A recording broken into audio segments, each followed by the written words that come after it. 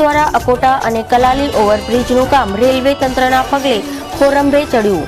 ઓવરબ્રિજની કામગીરી પૂર્ણ થયા બાદ લોકાર્પણ કરાશે। સ્થાયી અધ્યક્ષ ડોક્ટર હિતેન્દ્ર પટેલ।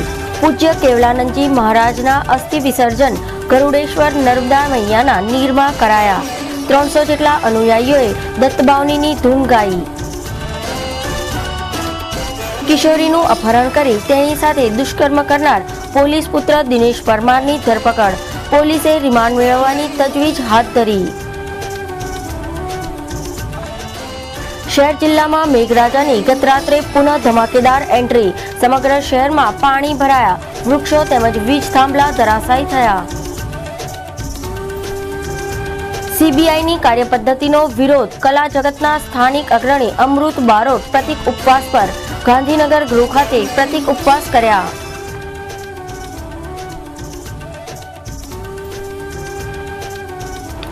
નમસ્કાર દર્શક મિત્રો, ઈસીટીવીના સમાચાર કક્ષમાં આપનું સ્વાગત છે। હવે જોઈએ સમાચાર વિગતવાર। કલાલી અને અકોટાના નવનિર્મિત ઓવરબ્રિજનું કામ રેલવે તંત્રની ધીમી ગતિના કારણે ખોરંભે પડતા ઓવરબ્રિજનું કામકાજ બંધ રહેવા પામ્યું છે। સેવા સદન દ્વારા કલાલી અને અકોટા ઓવરબ્રિજનું કામકાજ ચાલી રહ્યું છે। સેવા સદન તરફથી આ બંને ઓવરબ્રિજનું કામ પૂર્ણ થયું છે, જ્યારે રેલવે તંત્ર તરફથી આ ઓવરબ્રિજનું કામ બાકી હોય આ બંને નવા ઓવરબ્રિજનું કામ ખોરંભે પડ્યું છે।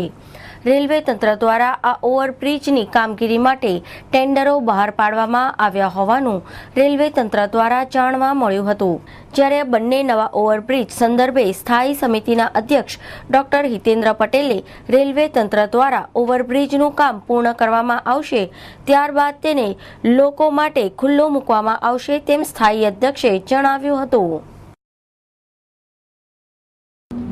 એ સિવાય કલાલી, સોમા તલાવ અને દાંડિયા બજાર અકોટા આ ત્રણ બ્રિજના કામ જે આપ જોઈ રહ્યા છો એ ખૂબ ઝડપથી કામ થઈ રહ્યા છે, પરંતુ રેલવેના પોર્શનના જે ભાગ બાકી છે એમાં સોમા તલાવ અને કલાલી ફાટક એ બંને ઓગસ્ટ સુધીમાં પૂર્ણ થઈ જશે અને ઓગસ્ટમાં આપણે એને લોકાર્પણ કરી શકીએ એવી પોઝિશનમાં છીએ આપણે।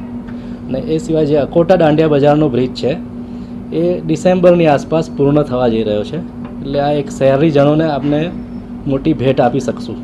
મેં એ જ કહ્યું તમને કે આપણી મર્યાદામાં આપણી હદમાં જે બ્રિજ હતા એ ઝડપથી પૂર્ણ થઈ ગયા છે, અમિતનગર અને સમાના। બાકી જે આ રેલવેનો પ્રશ્ન હતો એનું સંકલન કરીને અમે ઝડપથી એનું નિરાકરણ થાય એ દિશામાં આગળ વધ્યા છે। એમાં રેલવેની પોર્શન જે હોય છે એમાં લાઇટનું જે આપણે જુઓ છો એના કારણે ઘણી વખત દિક્કત થતી હોય છે।